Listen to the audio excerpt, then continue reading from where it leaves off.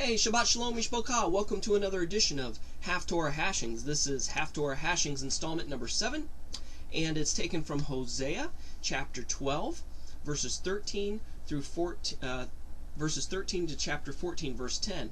Now that's the Jewish rendition of the scriptures. Now in the King James, in the Protestant numbering system, it's Hosea chapter 12, verse 12, all the way to chapter 14, verse 9. Sometimes the Hebraic scriptures are off by a verse or two in regards to the Christian rendering, because sometimes they take the preface of a chapter, especially in the Psalms, like this is a Psalm of David. That is usually reckoned as verse 1 in Jewish translations.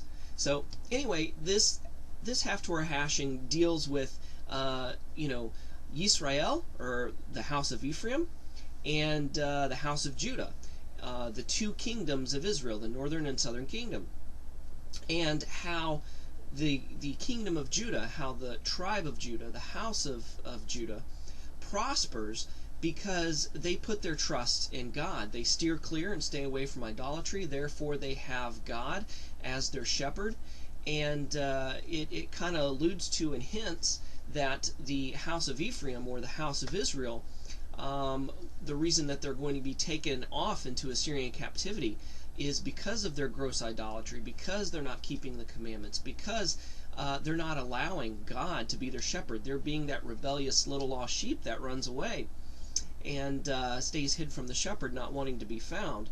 And that's sort of kind of the nutshell of this Haftarah portion, because Israel is in rebellion.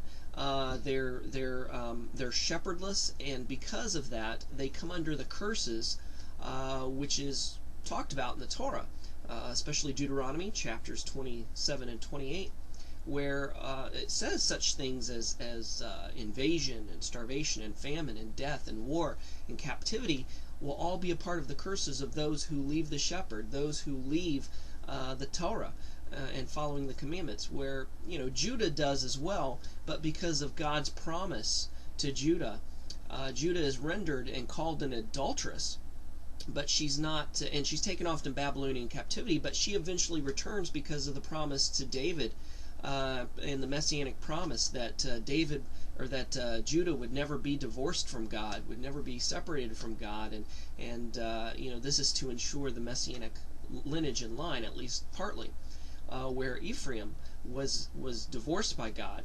was taken away into Assyrian captivity and has been lost per se.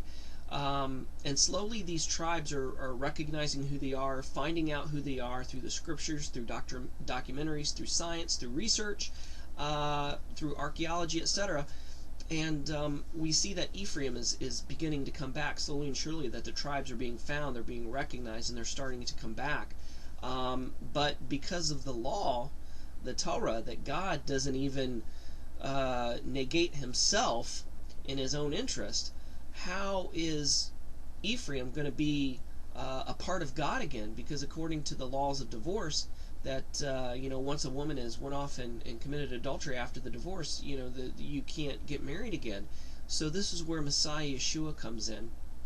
Through his death, burial, and resurrection, he is the same man, but yet a new man, being reborn by the process of resurrection, which fits the Torah requirements, which allows God, via the Messiah, to bring Ephraim back into the fold and marry Ephraim again. Therefore, according to Ezekiel 37, one day both the house of Judah and the house of Ephraim, the house of Israel, will be one stick in God's hand, will be brought together and will be one nation again, just as it was in the time of David and in the time of Solomon.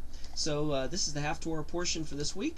Hope you enjoy it, and tune in again next time. Shalom, Shavuot Tov, Mishpocha. Bye.